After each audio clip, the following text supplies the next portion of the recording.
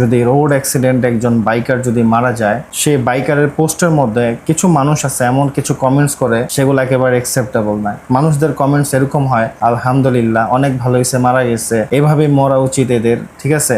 ভাই, যে মানুষটা মারা গেছে কালকে আপনিও মারা যেতে পারেন, ঠিক আছে? সেই মানুষটা মারা গেছে বাইক অ্যাক্সিডেন্টে, তার নিজের দোষের কারণে ধরে নেন, কিন্তু মানুষটা যে মারা গেছে, প্রত্যেকটা মানুষ মরণশীল। আজকে এই ছেলে মারা গেছে, কালকে আপনি যাবেন, আমি যাব, ঠিক আছে? সো এই ধরনের বাজে মন্তব্য কখনোই করবেন না। মানুষটার জন্য দোয়া করবেন, তার আত্মার মাগফিরাতের জন্য, আর অবশ্যই তার পাশে সাথে সাথে আপনার ফ্যামিলির জন্য, আপনার জন্য আপনি দোয়া করে নেবেন যে আল্লাহ, আপনি আমার ফ্যামিলিকে ও আমাকে সুস্থ রাখুন, আমাদের সমস্ত বিপদ আপদ থেকে রক্ষা করুন, আপনার হেফাজতে আমাদেরকে আপনি রাখুন। এরকম ভালো একটা দোয়া আপনিও চেয়ে নেবেন আপনার ফ্যামিলির জন্য, সেই মানুষটার জন্য দোয়া করবেন। কারণ এই যে মানুষটা যে মারা গেছে, প্রত্যেকটা মানুষ মরণশীল। আজকে মানুষটা মারা গেছে, কালকে আপনি মারা যাবেন, আমি মারা যাব। আল্লাহ প্রত্যেকটা মানুষকে দুনিয়া থেকে নিয়ে যাওয়ার জন্য একটা উসিলা দেয়। উসিলাটা সেটা রোড অ্যাক্সিডেন্ট হতে পারে, দুর্ঘটনা, অন্য ধরনের অনেক ধরনের দুর্ঘটনা আছে, সেই দুর্ঘটনাও হতে পারে। আবার আপনি বসে থাকা অবস্থায় মারা যেতে পারেন। একটা উসিলা ছাড়া আল্লাহ আপনাকে দুনিয়া থেকে নিয়ে যাবে না। সো তার উসিলা বাইক অ্যাক্সিডেন্ট, সেই অ্যাক্সিডেন্টে মারা গেছে। সে একজন মায়ের সন্তান ছিল, সেই মায়ের অবস্থা তো খারাপ না?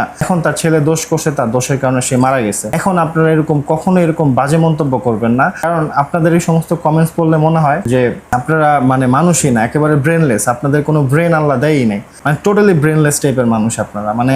কিভাবে আপনারা এভাবে করেন? কালকে আপনার যদি এরকম একটা ক্ষতি হয়, তখন আরেকটা মানুষ এরকম বাজে মন্তব্য করবে আপনার মৃত্যুর সংবাদের একটা পোস্টের মধ্যে।